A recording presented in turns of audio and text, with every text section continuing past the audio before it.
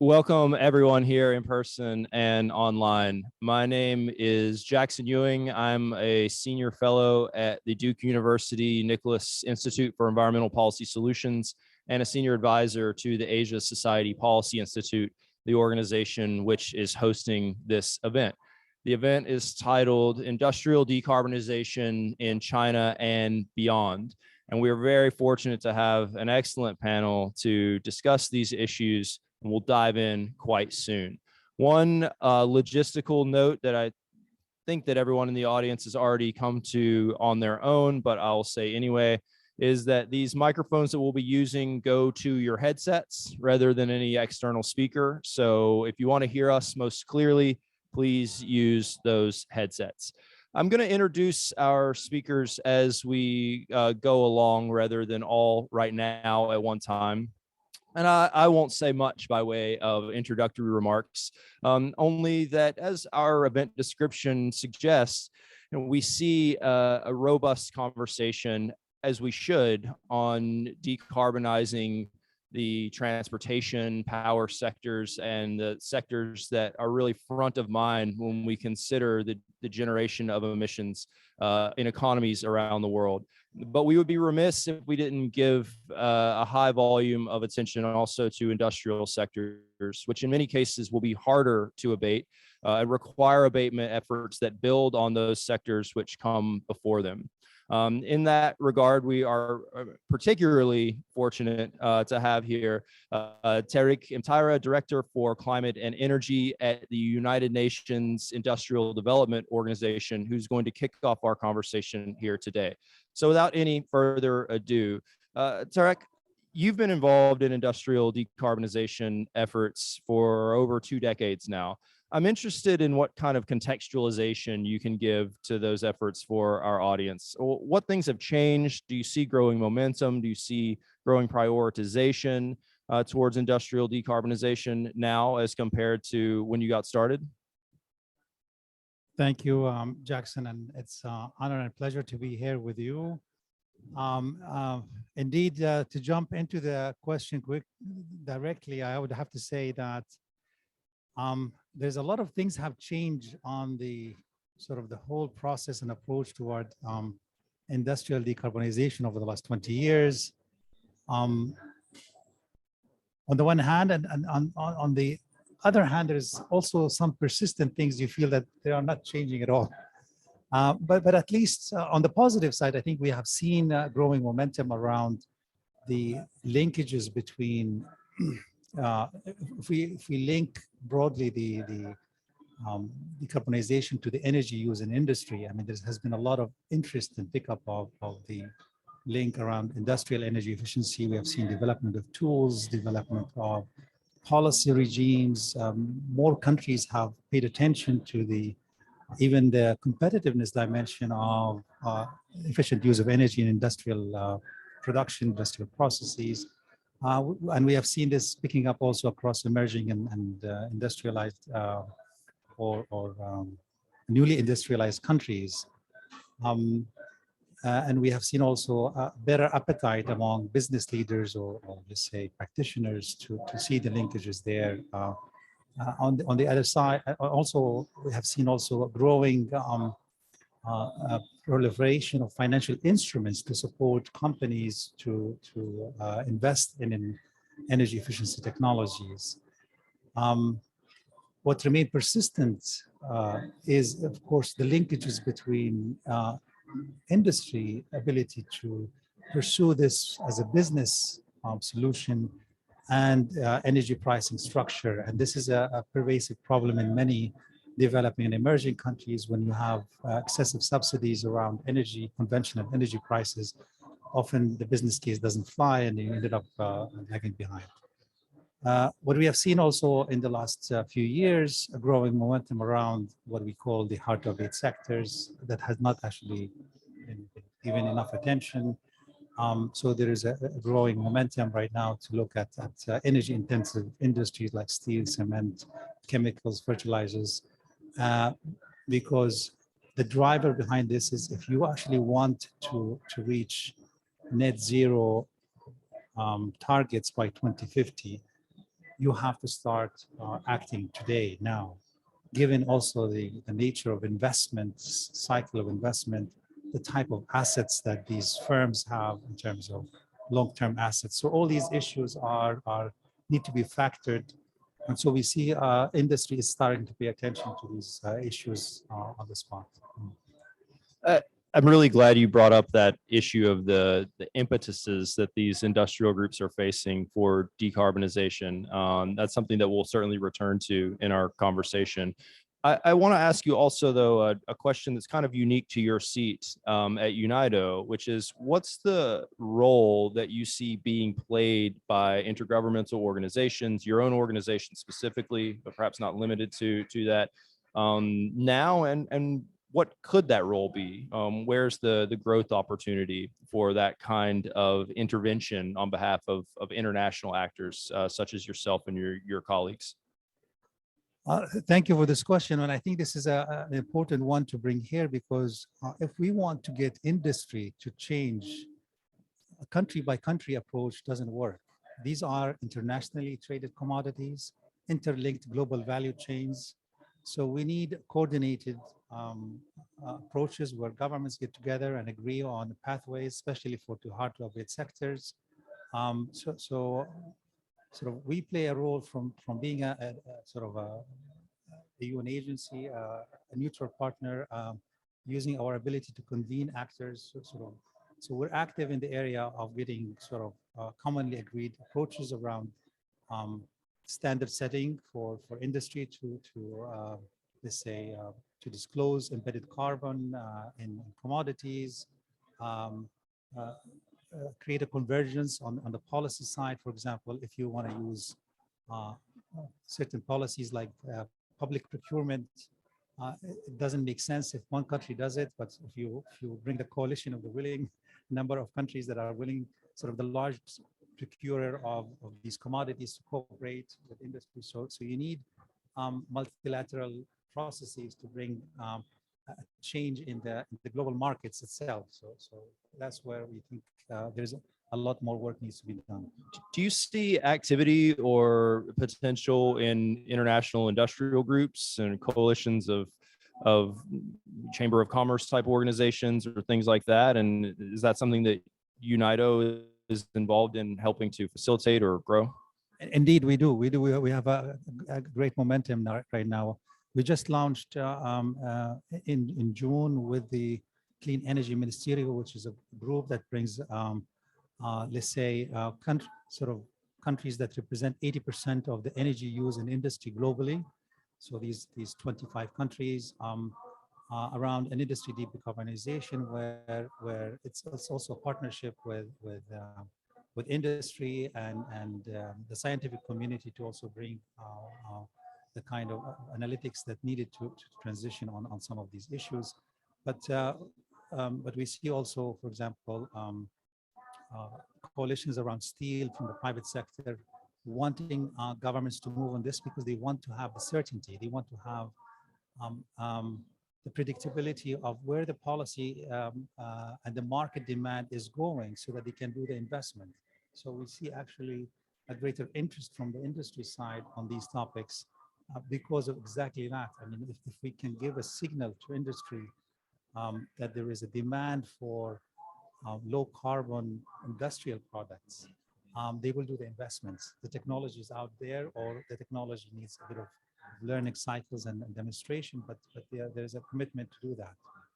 So that seems like it begs for kind of some call for demand management, right? I mean, for affecting the consumer base and the consumer norms and cultures that would lead to not just those products being desired, but potentially those products being worth a premium price. I've seen some of this in the energy sector with, for example, some purchasers of liquid natural gas in places like Singapore and Japan and in China through CP and NC and PetroChina that would like to see lower methane emissions upstream in the production of that, for example, and sometimes even combine those sorts of imports with offsets to lead to carbon neutral liquid natural gas. We can debate the veracity of that claim, but the principle is certainly there. And I just wonder if you could give us some insights into any evolutions you see in that demand base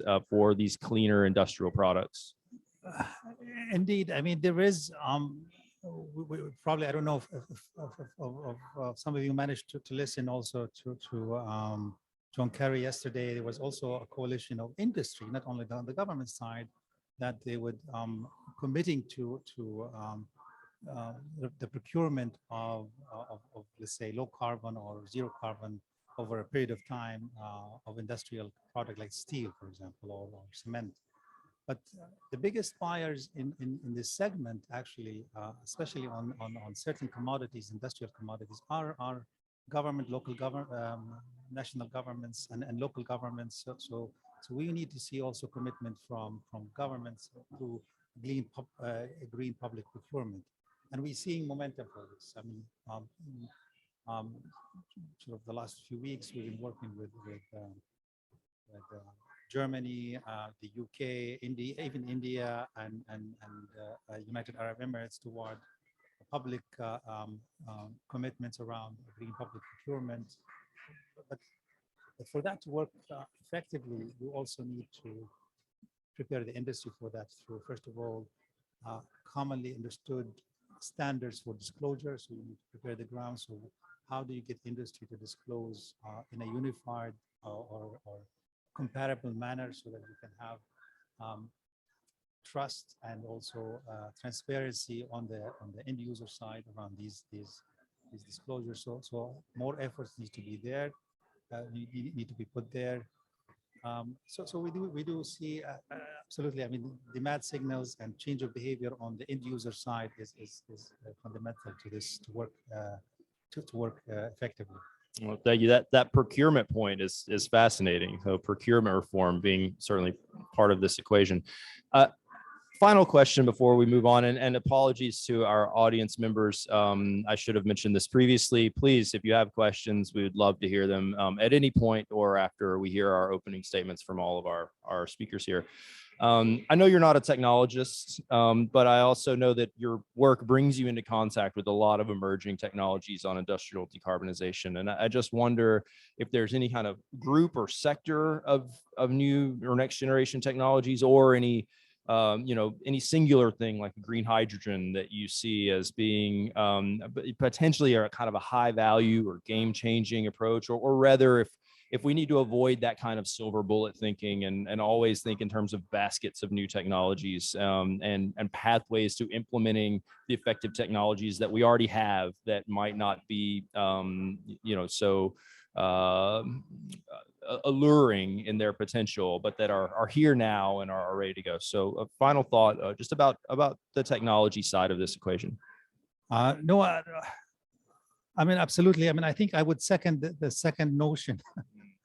You mentioned that we need to be cognizant of the different pathways and technology pathways, but also a lot of the work can be done with better management practices. You know, we've been deploying energy management system and industrial operation for the last 20 years, and we saw actually low cost options deliver about 20 to 30% of the solutions. So that's really get you a certain mileage. But of course, there are certain difficult sectors, especially sort of high temperature heat in industrial processes, or when you're actually using carbon and chemical processes where we need to look for different pathways. There is a lot of hype around green hydrogen. You need to also actually, we do have a technical assistance program around promoting green hydrogen in industrial applications, especially in the context of emerging economies, where there's a concentration of industry around, for example, steel and fertilizers for food systems. So there are opportunities there. We are also seeing opportunities in terms of the convergence of what we call 4I, fourth industrial revolution technologies, digitalizations, smart control systems to deliver a lot of climate benefits in industrial processes, efficiency and climate benefits. So Again, with the deployment, we have run some experiments. We see opportunities where you can deploy smart algorithm in monitoring energy use in facilities where we can get a lot of gains. But fundamentally, there's also the third dimension, which is we tend to ignore, is actually um, material cycles. There's a lot of embedded carbon in materials, and so circular approaches can actually change the game changer in some of these. So can we think of producing cement differently than what we do today through massive amount of heat, and so there's a lot of thinking there. So there's also a technology pathways around new materials and changing the sort of the chemistry of materials where we can solve some of these hard to abate sectors. Thank you very much. We're going to move on, given that we're in the China corporate pavilion here today, to some analysis that's a bit more unique to China. And we're going to begin with Professor Ji Liang of University College London to take us there. Professor Ji and I met, 7 years ago or so, when we were both working on the development of China's emissions trading system, which has come to much greater maturity over that time, something our third speaker, Alistair Ritchie, will discuss.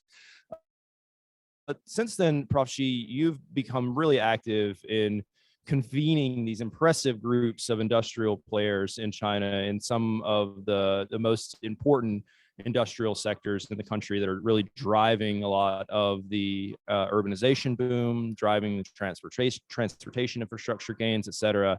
And you've been able to convene them alongside regulators, alongside different experts and ministers.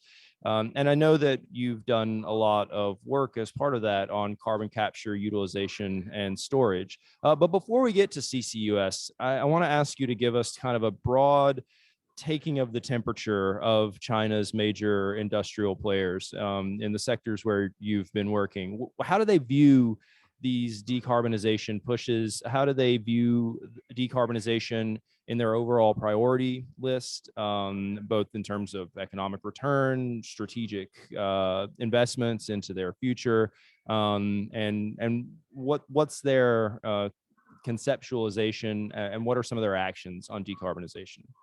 Yeah, so thanks to Jackson for this excellent question. So I still remember we had a very pleasant experience working on the international carbon market linkage and have a written piece together.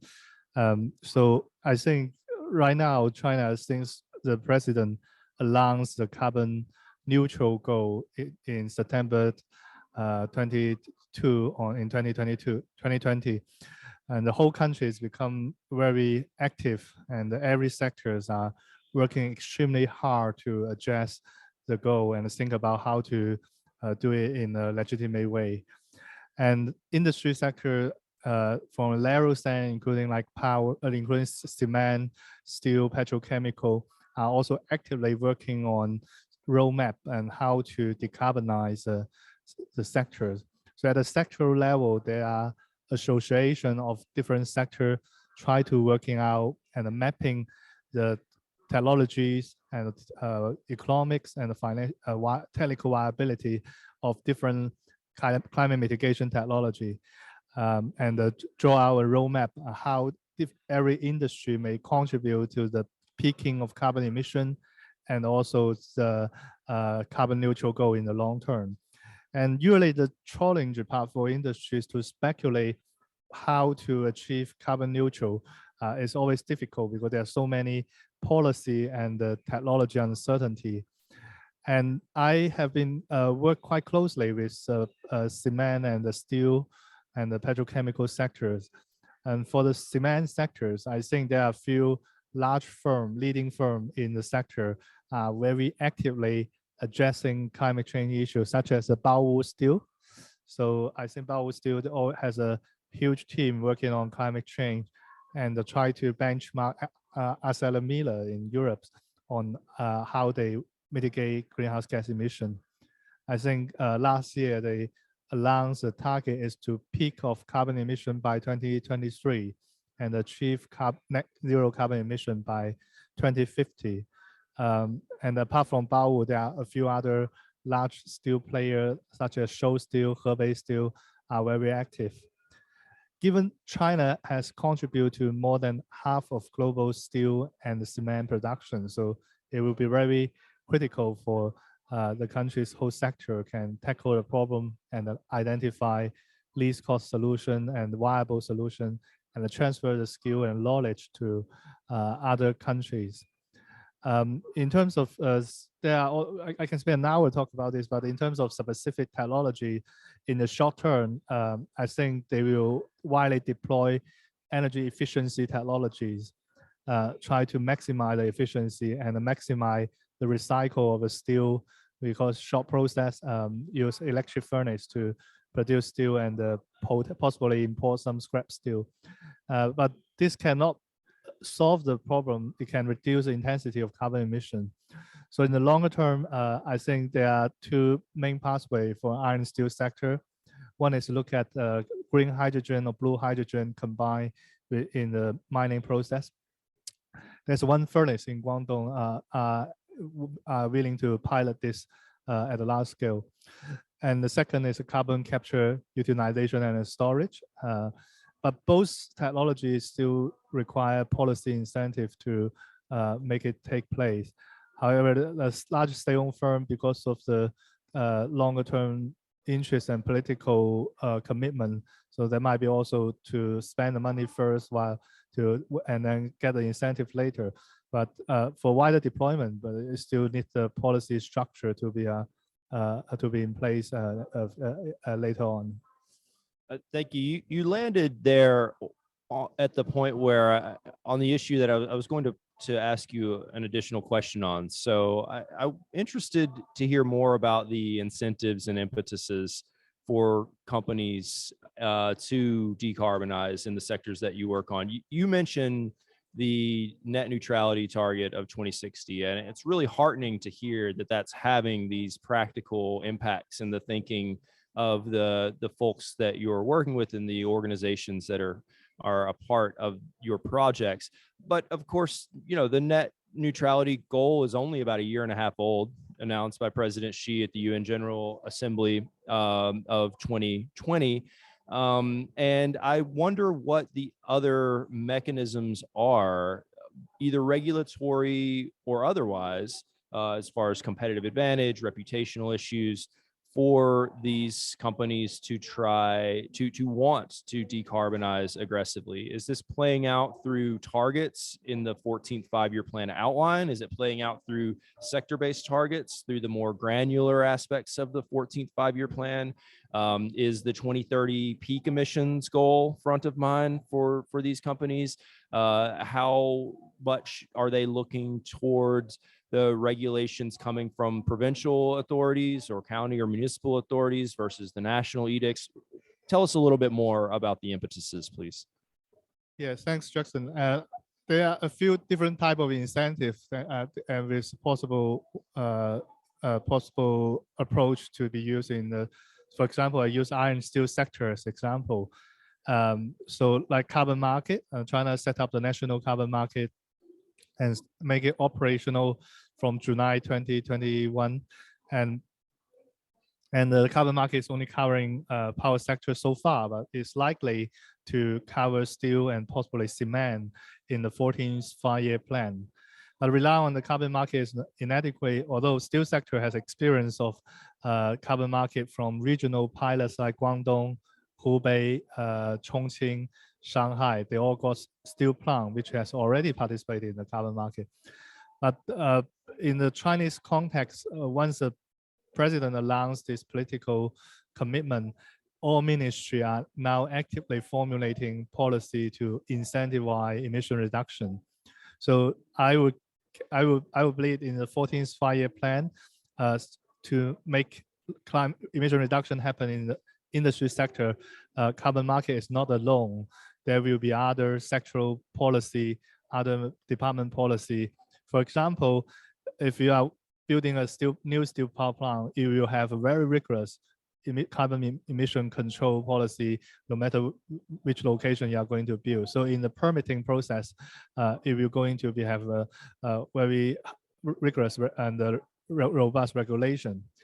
And also, if for the steel sector, if they are building some advanced technology demonstrations, such as large hydrogen to steel plant like Sweden, what Sweden did earlier, and carbon capture and storage at the 500,000 ton or higher scale, it's likely there are some national and the provincial policy support from different ministry to cover some of the costs.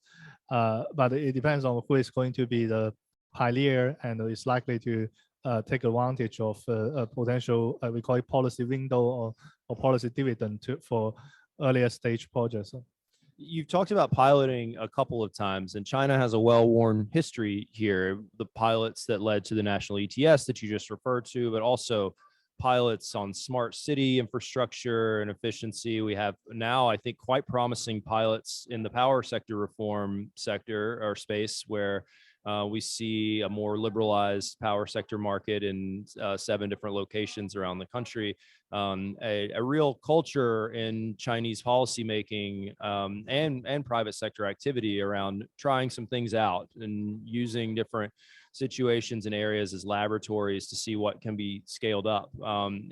Could you just tell us a little bit more about the pilot approach that's guiding some of these industrial decarbonization efforts? Yeah, so I think you already highlight carbon market, which has been piloted in original 7 market and later include Fujian, and the experience is now transferred to the national market.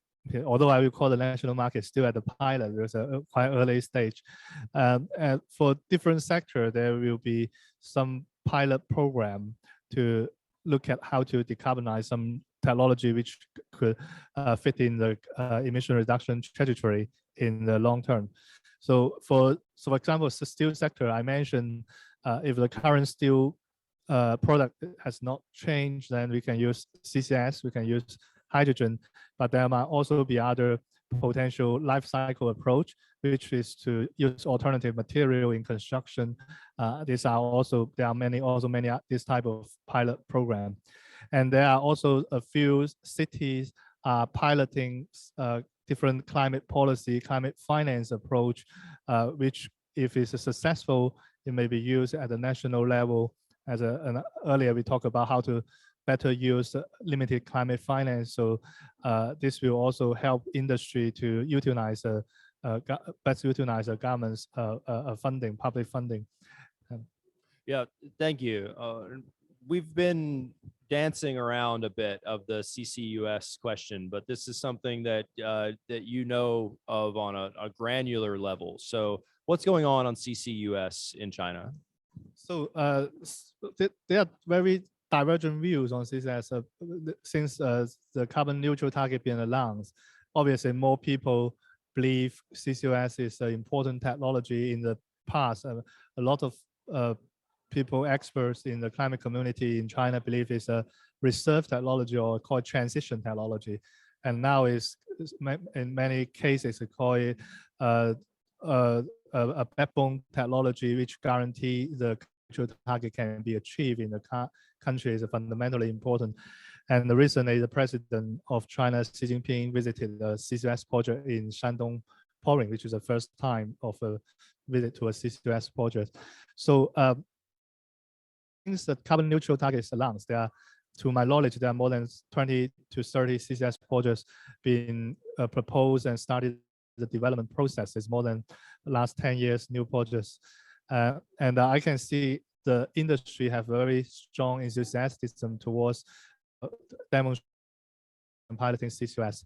But in terms of in which timing CCS can be commercially viable without dedicated financial support, I would say for the steel sector is around 2030. So the carbon price will be high enough and the cost may be reduced to a certain level. If you use fossil fuel and produce steel, you may have to build CCS to meet regulatory standard or to pay for carbon emission costs.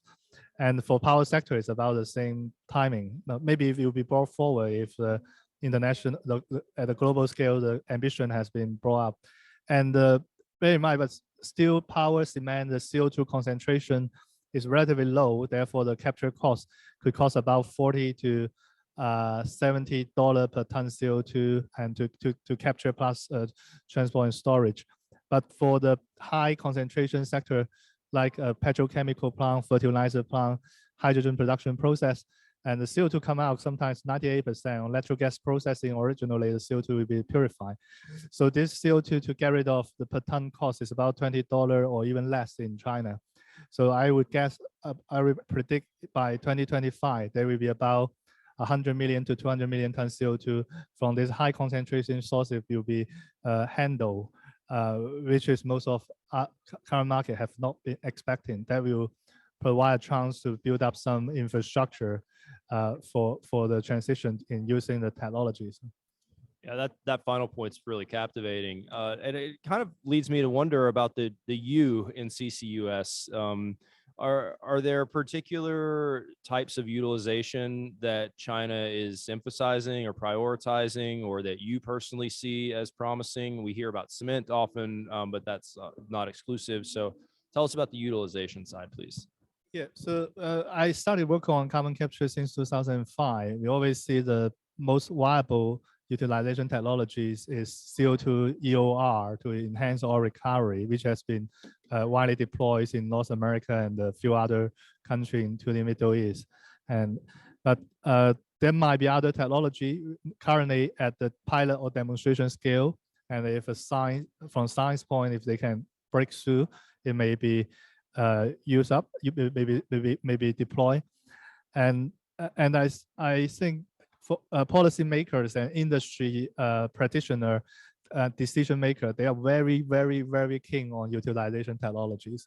So they don't seem to feel comfortable. We spend so much money and energy to get rid of CO2 just store underground. So they are very strong interest in invest. Even sometimes I tell you that, oh, the energy balance doesn't work very well for example, to put CO2 plus hydrogen to make methanol, but they are still willing to try.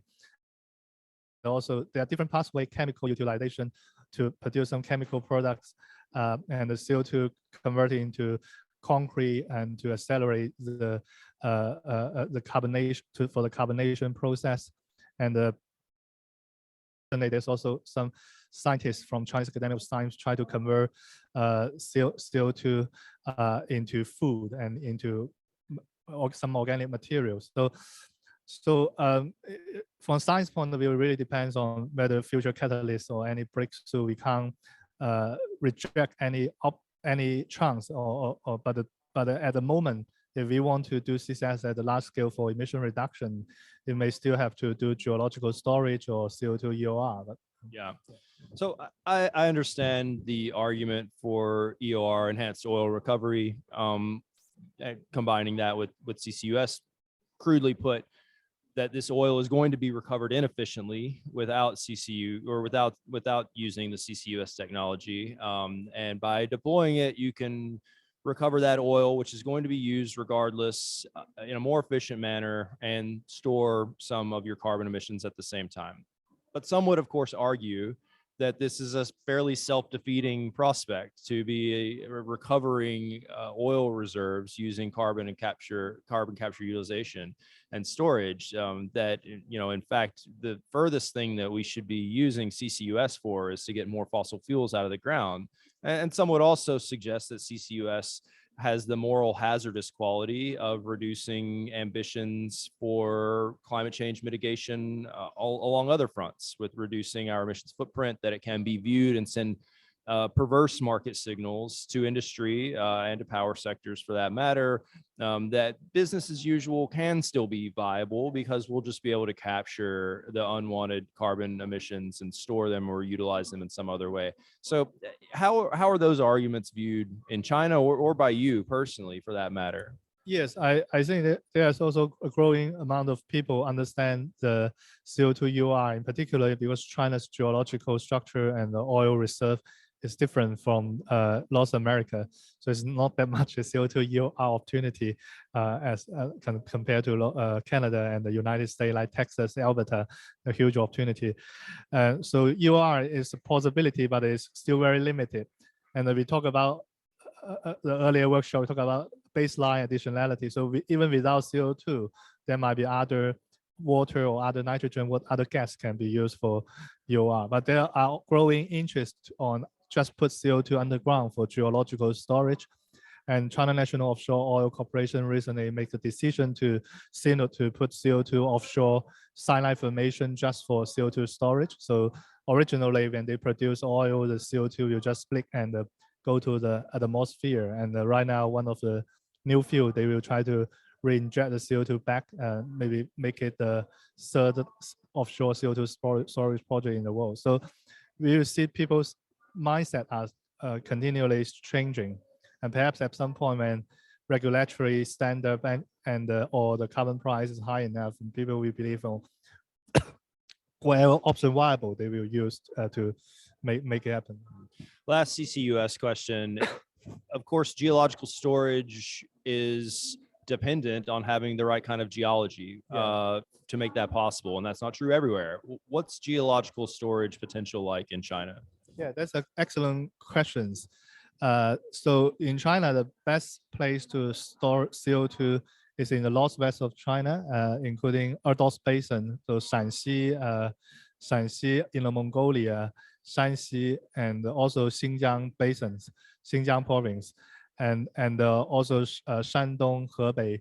From Shanghai along the coast to Guangxi, there are 6 provinces, maybe representing 8 to 9% of global CO2 emission. It's only offshore storage because there are very few onshore storage space. So for this part of province, it will be more expensive to get rid of the CO2, but also need to deploy offshore storage at a very large scale. Any small scale offshore storage will be very expensive per ton CO2. But we are also trying to think about alternative CO2 storage mechanism to react with rock at a shallow level and see whether it works, but as a alternative solution for this province, but it's still very early to tell. Yeah, those are wildly different parts of China economically and development wise. So that's a really interesting contrast there. Final question for you, Prof. Shi, for this segment of our discussion is the same one that I asked to Director Imtyro just a moment ago. Again, I know you're not a technologist necessarily, but are there any particular technologies for industrial decarbonization that you see being prioritized in China specifically? I think for technology side, because the urgency of climate change, we shouldn't try to, if 100 technologies are viable, I think the 100 or 90% of the technology should be invested in the trial and to work out which 10 or 5 of them can become cost effective as a solution for human being, because the urgency of climate change is not next half a century. It's not, we need to tackle the issue and possibly quite quickly. I always say in many contexts, no one can estimate in 2015, China will announce carbon neutral in 2020. And how can we forecast in the next 10 years? Things can change quite rapidly out of our image. So in general, I feel there's like new material technologies and with alternative material to steel, which has a much less carbon footprint, is very interesting to investigate. But also like traditional technology like CCUS and hydrogen to reduce the overall cost in the process are also quite interesting. And plus also some we call it more advanced energy efficiency approach and the circular economy approach in the sector to co-locate the steel plant with some other energy and industry plant to maximize energy utilization. And these are also need to be considered, but to try to make sure no technology lock-in is also quite important. Yeah, I love all those points, but particularly where you started with let's try a lot of different things and see what works economically and logistically and practically. It seems to jibe with what you mentioned earlier about piloting and the importance of trying things out. Let's move on now to my colleague at the Asia Society Policy Institute, Alistair Ritchie, who's the Director of Climate and Sustainability there. Al, we have talked about China's national ETS in very broad and oblique terms so far. Let's get into it in a little bit more detail.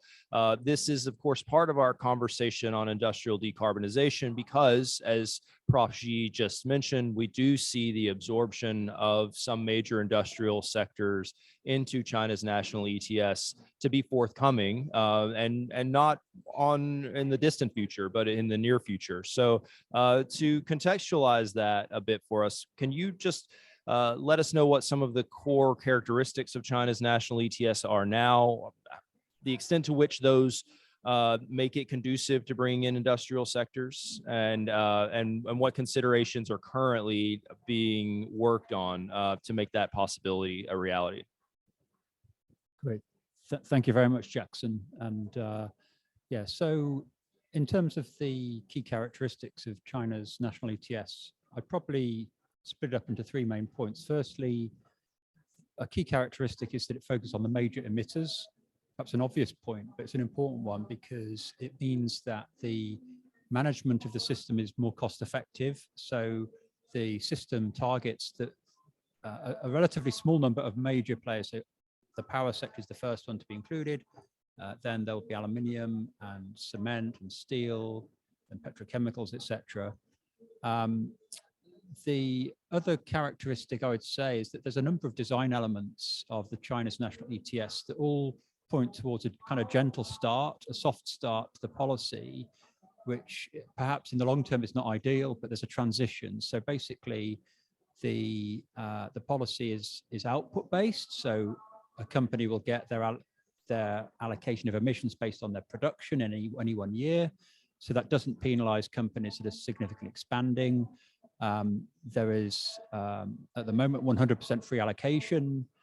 That's based on benchmarks, which are actually fuel differentiated in the power sector. So these elements are not incentivizing clean technology, but they just make it easy for companies to start the system and to get used to the MRV and other aspects. One of the key issues is that there's no absolute cap under the ETS.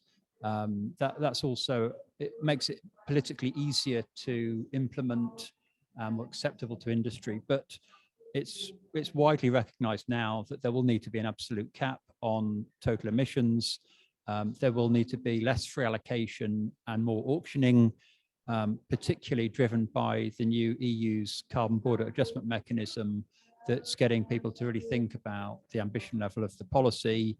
And then another characteristic is a function of their power sector structure and the fact that the power companies don't find it easy to pass through the carbon cost to wholesale and retail electricity prices. So that means that there'll be indirect emissions allocation. So that's a kind of transitional measure. So there's a number of characteristics that are all perhaps sensible at the moment in the early stage, and they'll be learning by doing, there'll be continuous improvement, and ultimately they'll have a strong ETS that we hope will be a major contributor to China achieving its net zero goals more cost effectively. Yeah, thank you. That's a wonderful, concise description of China's current ETS status. For industrial sectors in particular, what sort of design changes or changes in political motivation or logistical preparation as far as training covered entities to operate within the market, as we've seen in years past for the power sector, need to happen in the coming years to try to prepare for that integration of industrial sectors into the system? Yeah, so I think to bring the industrial sectors into the system, there are perhaps some feasibility questions, but the MRV has been improving for many years, and I would say that the main issues for bringing the industrial sectors into the ETS are all around effectiveness rather than feasibility. So, for example, one of the key issues is particularly more important in China, given that there isn't a top-down cap at the moment, is the level of the benchmark. So when you look at aluminium and steel and cement, there needs to be a consistent methodology to decide the level of that benchmark. And that level should also be consistent with the power sector. There will be pressure if they follow the same approach as the power sector, which is a different benchmark for coal and gas, etc. there will be pressure from industry to say we want a different benchmark for this type of aluminium or this type of cement or this type of steel.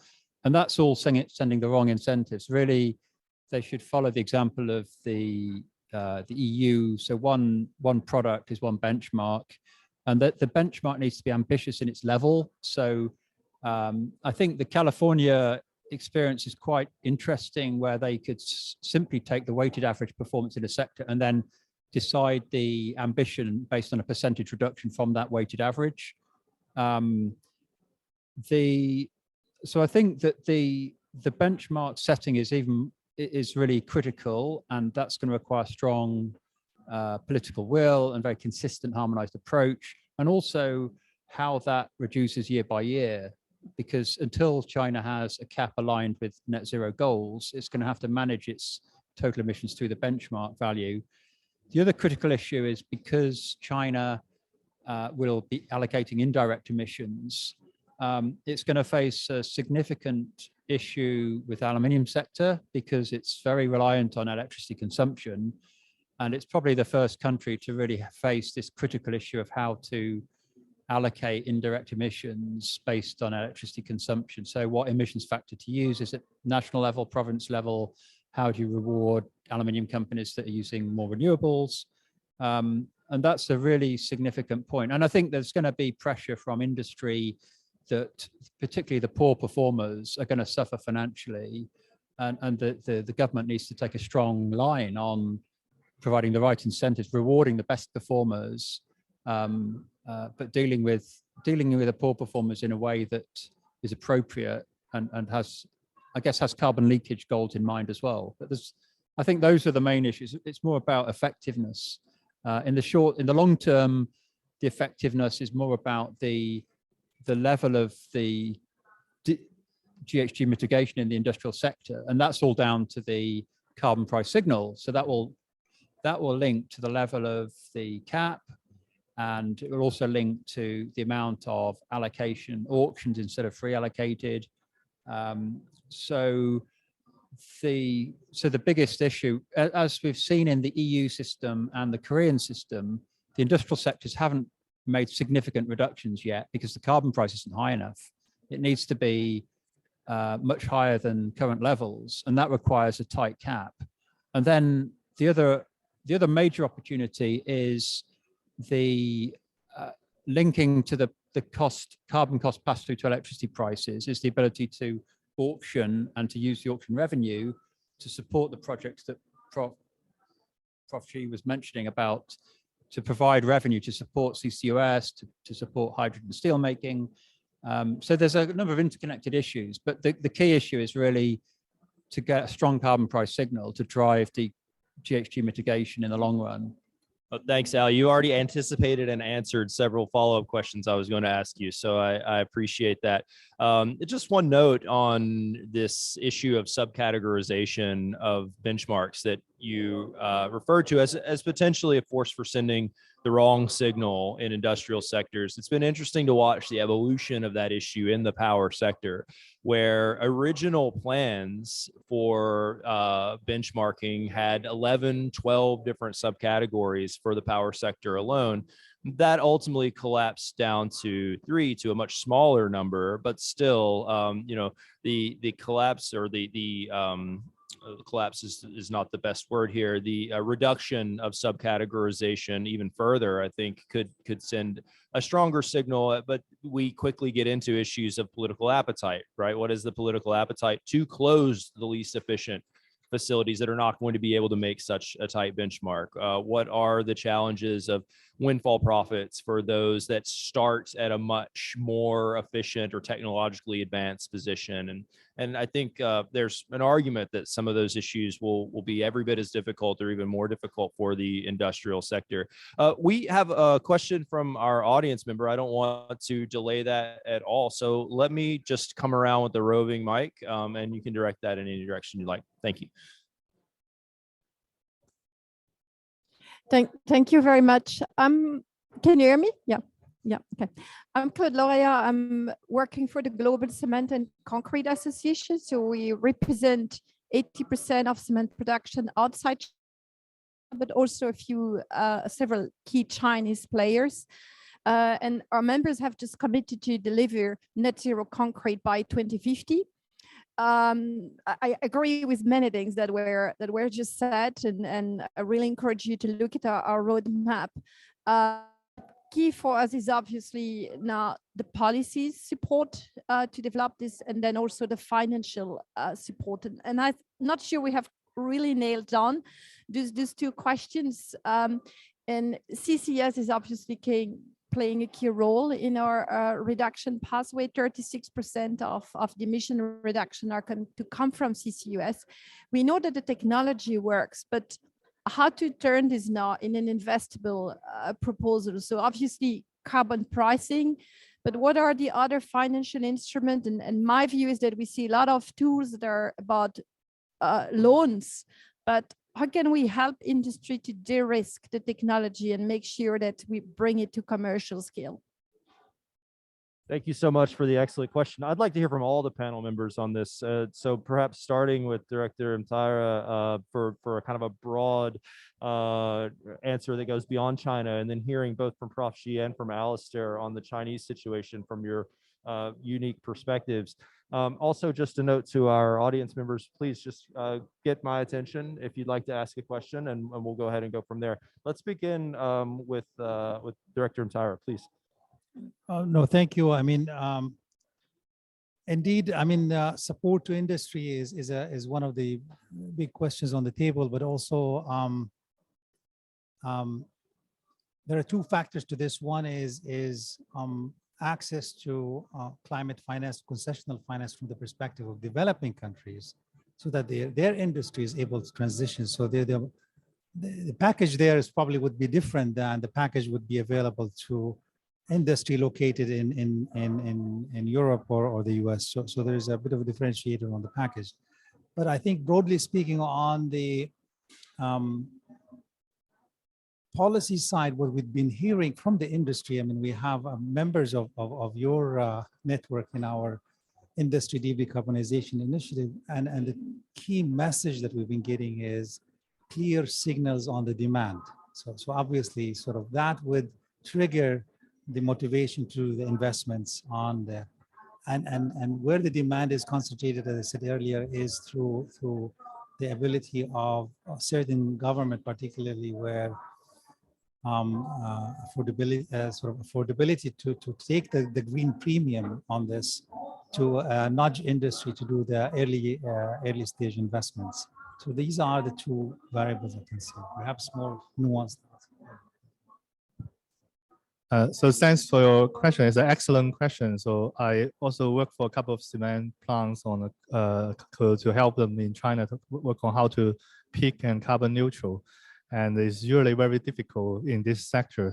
So first, I think at the macro level, whether you forecast the Chinese cement production, you continue to grow or you peak, and there are some chance to close down a few plants.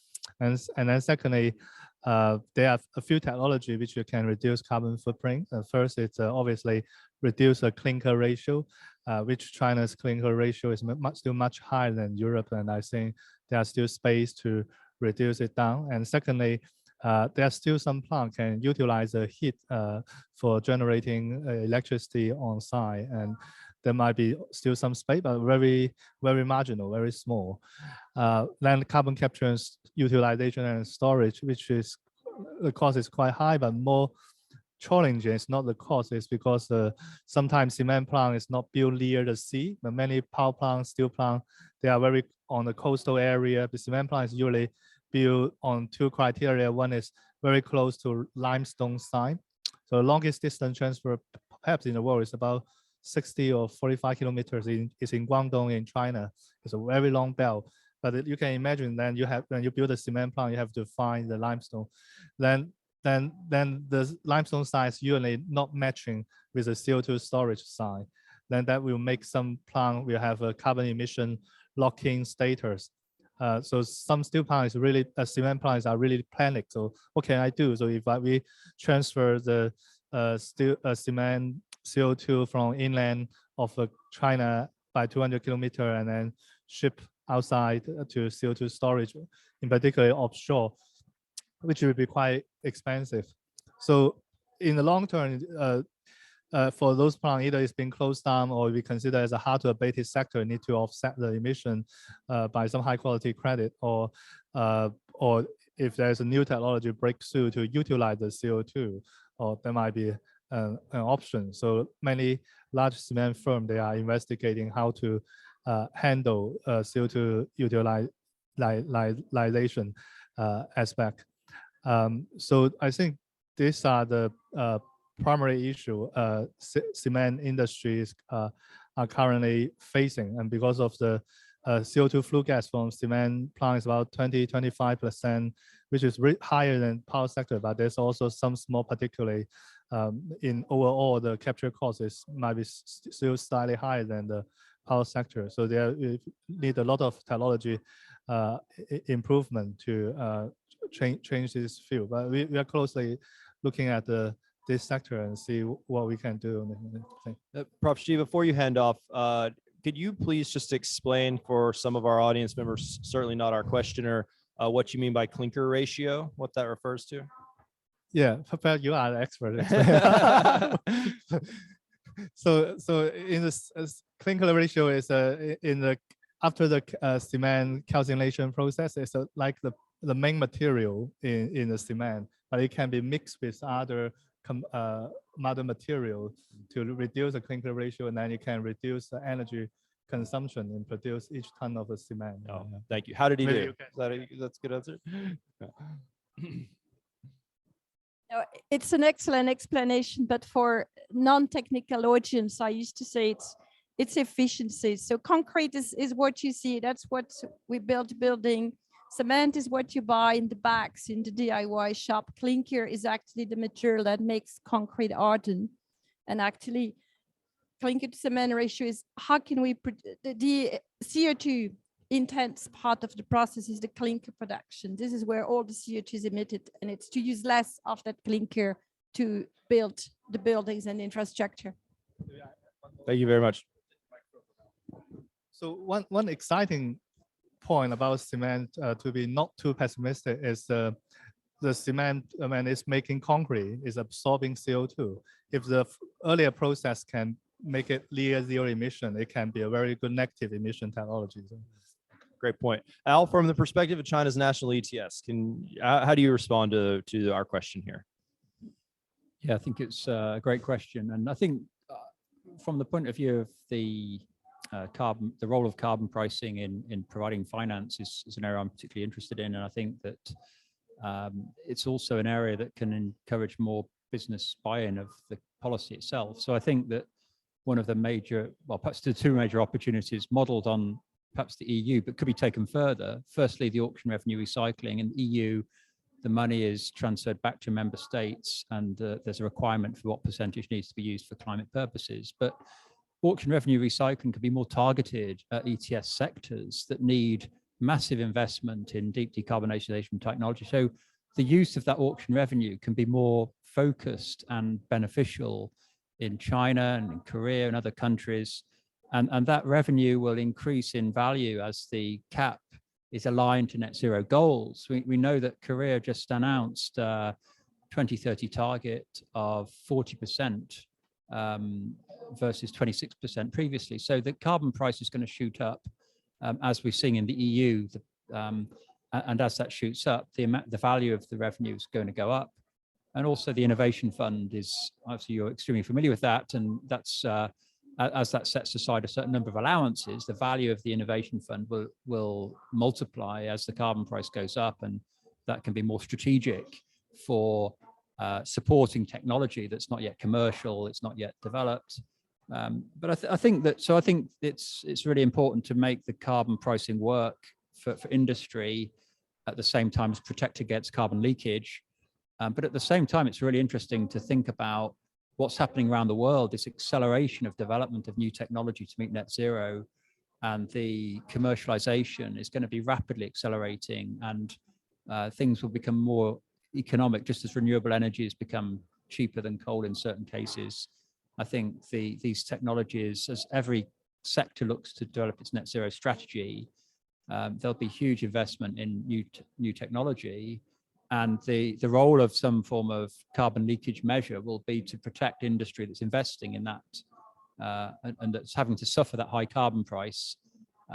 So I think that there's things will develop very well, and but it requires very good policy. And but I think that the trend that I could see is quite positive.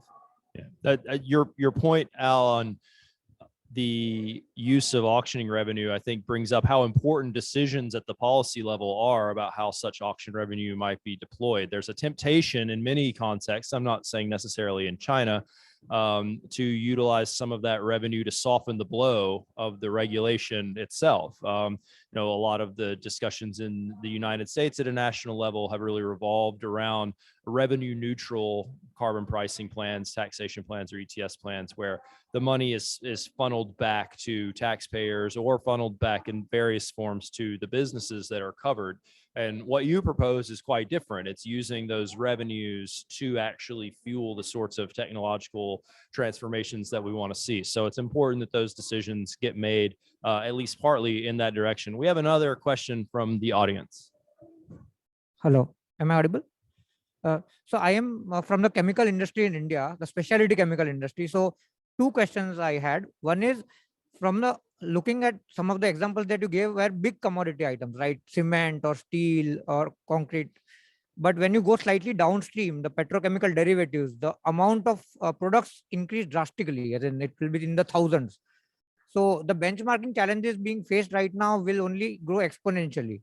So do you think what sort of mechanisms can be in place? Because being from the specialty chemical industry, there are isomers and things like that. Then how do you figure that out? Secondly, one more question is, because your talk is China and beyond. So coming from India, what can India learn from a lot of these experiments being done in China and sort of try to leapfrog into the best system? Because India might be slightly delayed, but it eventually has to figure out a lot of the systems of ETS and things like that. So maybe your thoughts on that will be useful. Thank you. Let's please begin with Al, but I'd like to hear again from all of our panelists on this question, on really the two-part question of downstream industrial decarbonization, as well as what India can learn from other jurisdictions. Al, can we start with you, please? Yeah, thanks so much for your question.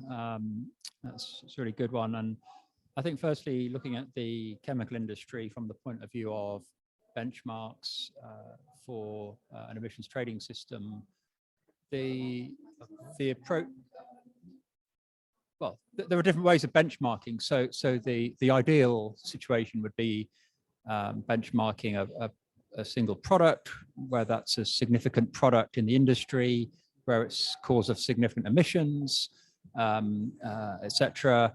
But in the chemical industry, it's multiple products. But I think the example in the EU is quite interesting and probably a good idea of the way to go. So you'll have perhaps 10 chemical products that contribute 80% of the emissions, ethylene or vinyl chloride or various major chemical commodity products. And then the benchmark can be a product benchmark, so tons of CO2 per ton of product.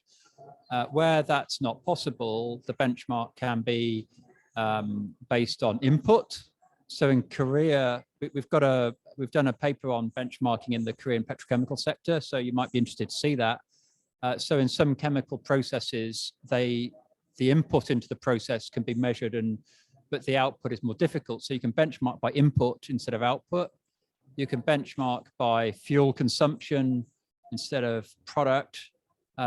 You can basically go down as a hierarchy, and ultimately, if you have a cap and trade system, ultimately it's the cap that controls the emissions reduction. It's not the benchmark, because in China, it's the benchmark that does control it. It doesn't have a cap. So the benchmark's even more important in China, but in the EU and in Korea, etc., it's the cap. So you'll have a correction factor. The benchmark is about the allocation, how much is shared, and is that allocation incentivizing the good performers? The other question about what you can learn is a good one as well. I think what you can learn is that perhaps you need to start with good MRV for 3 years before you do anything else. Just get the data in good order. And then once you've got that data, you can then develop benchmarks from that data. And you can start with you can short circuit straight to benchmark-based free allocation, ignore grandfathering. You can then have very good data for the MRV system, and you can prioritize the top sectors to include, which will be the energy intensive industries and power. Think about 20% of the installations covering 80% of the emissions, and start off with a phased approach, learning by doing. So the first phase will be pilot and just test so that the operators can understand how it all works. And then rapidly you can scale up. But I think there can be a lot of experience sharing. So you can learn from China, you can learn from South Korea, which is now in phase 3. I think India is obviously very energy intensive industry sectors, very coal focused. So China is a very good example to learn from. Korea is very good as well because it's very energy intensive export focused sectors. And there's some value, there's much more experience now. So it's not just learning from the EU, which is also probably the best single reference, but it's not, the industry profile is not the same, and the policy decision making is not the same either. But there's a much more valuable, and we'd be very interested to cooperate with you because India's a key area of interest for us. Prof. G, I know you have a response here as well, but Al, can you please, just for our broader audience, do a very quick explanation of the difference between grandfathering and benchmarking and what some of the considerations are there? I know you referred to that. I want to clarify it. Yeah, so I mean, grandfathering is basically giving allocation based on your historic emissions. So if you are a poor performer and you emitted a lot of emissions, you didn't invest much in your technology, and you had high carbon fuels, you get big allocation. So the problem with the grandfathering is the industry, companies that have invested in technology find it very unfair, and they complain about grandfathering because it's not rewarding their investments. So benchmarking is more consistent and harmonized, and it's basically rewarding. If the benchmark is set at a level of 10 and your emissions are 9, then you'll get more allocation than your emissions, and you can sell those emissions. But if you're emitting at 11, then you have to buy or you have to invest. So I think benchmarking is regarded as more beneficial, but the problem is where there's differentiation. The benchmarking should really send the right in the power sector. Coal and gas benchmarks don't send the right signal, and I think what's really important is, one great thing from the EU experience is to write this into legislation. Korea didn't write it into legislation, so it's got this, it has both grandfathering and benchmarking together, just because they didn't sign it into the legislation, whereas the EU did. And the specific requirements of even the top decile performance is in the EU ETS directive. So I think, again, that the policy making lessons are really important as well. Thank you. Prof. Xi? Yeah.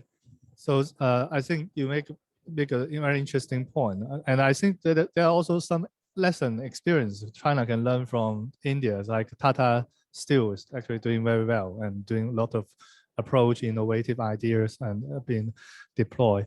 So what can learn from China, I think, is from the planning level. So the hierarchy planning and for industry location and how to considering energy, environment, economics, carbon. So I think this is what India still have a very good chance, which has a much better planning on this cluster, this hub, and really can be future proof.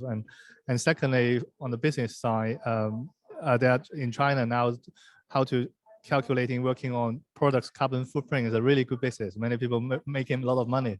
So maybe that's for your friends, not for the whole country. So that's a good area to start tackling and understand how to calculate downstream products carbon footprint. It will take a bit of time to build up the capacity. So I think since the carbon neutral goal has been set out in China, many downstream products, although it's very difficult to assess emission, start to understand. And one of the projects I recently come across is a PET, it's a very final chemical material. They start to understand how to peaking emission achieve neutral in the longer term and what kind of technology is available, and I have no idea. I have to invite many chemical experts to help sort out the problem. And I think it would be a good idea, following your comments, to build up some innovation fund and raise money from either tax or carbon market to support some of the innovative idea to cover downstream products emission reduction. But it's also need to assess different policy instruments, which one is suitable to make more efficient emission reduction in the downstream chemical products or even other products. Thank you. Let's step out of ETS world here, Director Mtira. These questions are certainly relevant more broadly. So downstream industrial decarbonization and information and sharing learning. Yeah, no, indeed. We actually done quite a considerable amount of work in India on industrial energy efficiency. And I think there are India has one of the quite successful examples on energy efficiency trading scheme for large energy users. Championed by the Bureau of Energy Efficiency, BE, and it's quite a good example. It seemed to have worked quite well for reducing energy intensity among the largest emitters. So that could be a starting point. But I think also to take India as an example. I mean, where are also the large emissions? I mean, India has a huge amount of small and medium enterprises, millions of them. If not and we tried to build capacity, and I think the pathway we found that most effective is to have a cluster-based approach, work with clusters, the industry clusters around the ceramic and tile cluster, where you have still a lot of outdated technology. You can do a lot of technology replacement, furnace replacement, upgrading through both public incentives, but also other kind of mechanism that seems to have to work. We shouldn't also forget the enormous amount of emission that is coming from the small and medium enterprises. And these need a specialized, sort of a more tailored, focused approach there. I want to pick up on one conversation also related to the finance.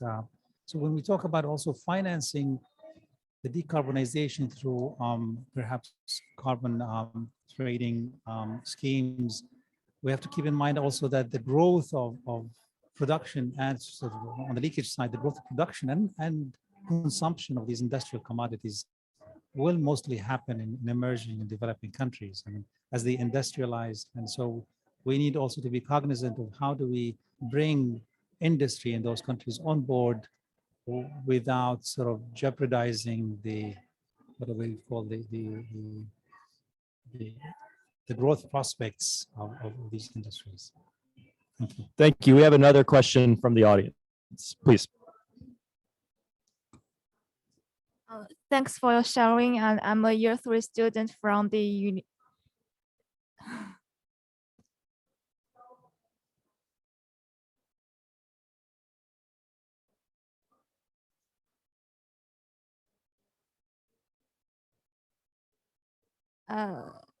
Okay, thanks for sharing. I'm a year 3 student from the University of Liverpool.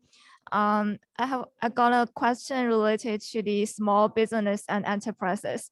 Although there are a series of policies related to the small business, I think that there are still some of the enterprises or industries that are not willing to, or they are not interested in reduce carbon emissions, and especially they are not willing to open the data to the public. So I wonder what are the challenges for the small business, or for example, the lack of technologies, and especially after the COVID-19, the impact on the international resources and the capital. So how can we inspire the small business to involve in and take actions? Thank you for your answer. Director Mtira, could you begin with that one, please? Yeah, sure. I mean, you're absolutely right, and thanks for this question. I mean, of course, small enterprises face, of course, their main focus is to make profits and put products on the market, and the margins are limited often, and they probably do not have the capacities to tackle sort of all these aspects together. So part of the sort of efforts is one is to create. I mean, governments can play a substantive role on the capacity building within these small and medium enterprises, but also to create accessible instruments in terms of financing, the replacement, if there's a replacement of technology. We find also all kind of obstacles to get them interested to see the business case and to invest in upgrading their technologies. And we have seen examples where some of these large replacement programs, for example, even I go back to India, where we worked with the ceramic cluster, which is based on the small and medium enterprises that sort of, and they're just a countrywide program to replace furnaces. Paid off. I mean, delivered sort of both efficiency to the enterprises and the payback was quite often between 6 to 12 months. So it needs a concerted effort from both the government and the financial communities to work with the small and medium enterprises. It's not an easy task, but doable. I know that ETSs often have coverage only at certain thresholds, and so maybe the considerations are lower, and CCUS by definition is dealing with large players. But Prof. Xi or Alistair, anything additional to add here? You're welcome, if you'd like, but please don't feel forced. Yeah, I think a small business is not necessarily any business to survive has got to be profitable. It's got to be successful. So a small business may have the resources available. A small business doesn't mean a small emitter.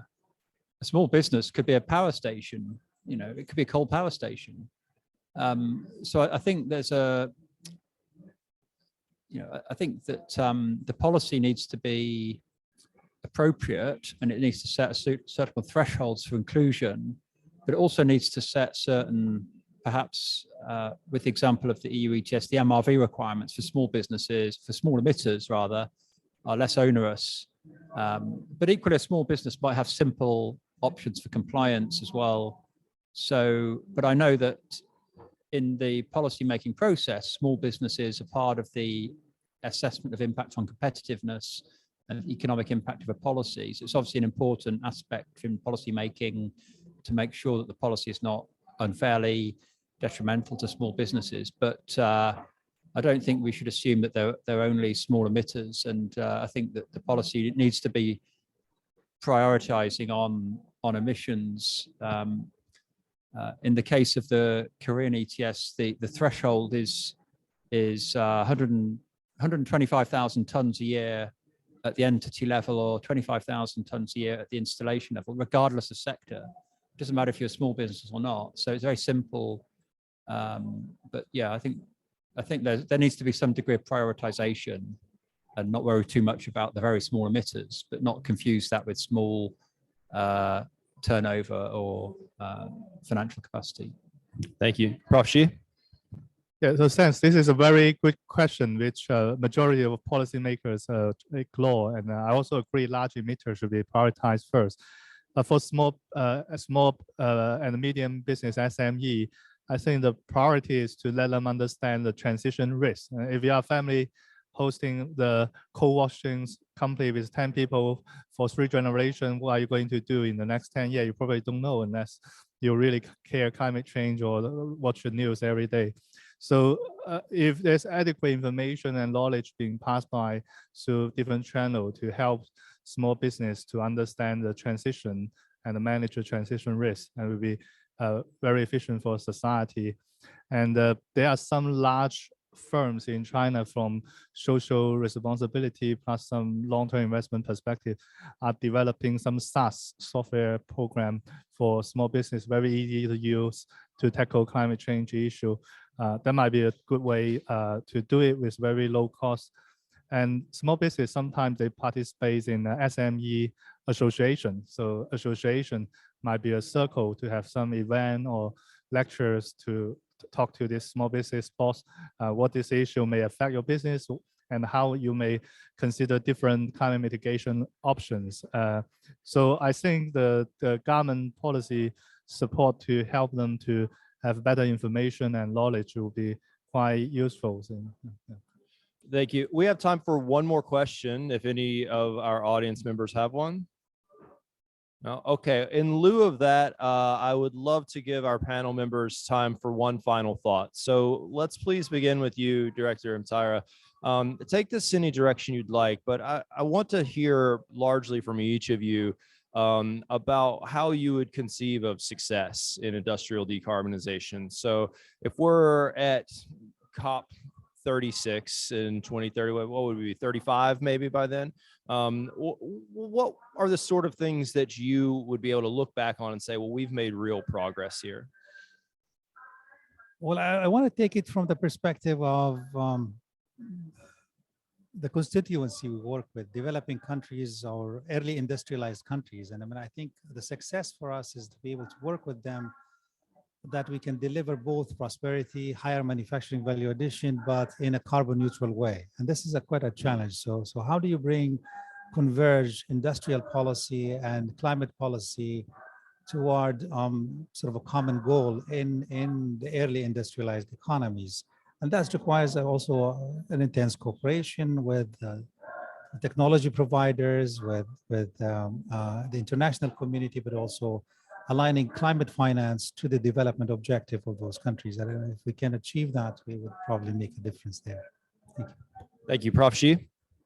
Yeah, if it's for the same question, I think the urgency and challenge is how to tackle least developed countries. They are industrialized and they are not yet peaking of steel, cement, or industry goods product demand, while the world need to tackle climate change urgently, and how to make a balance and make those development target convergent to the same target in the longer term. I think that will be a very interesting issue and a difficult issue to tackle. Thank you. Alistair? Yeah, I'd say success would be, if we look at, say, carbon pricing and how it's been working so far, there's clear evidence that it's been driving fuel switching in the power sector. It's led to power sector GHG reduction. I think success would be for carbon pricing to do the next job, which is decarbonizing the industrial sector. That's much higher carbon prices. It's driving big investments longer term, and carbon price of 50 to 100 euros a ton or so.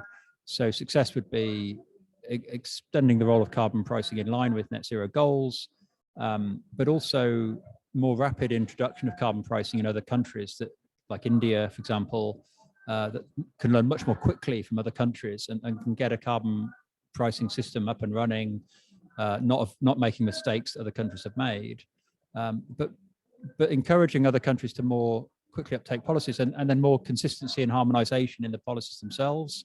So it enables businesses to manage their businesses more effectively, given that they have manufacturing sites around the world.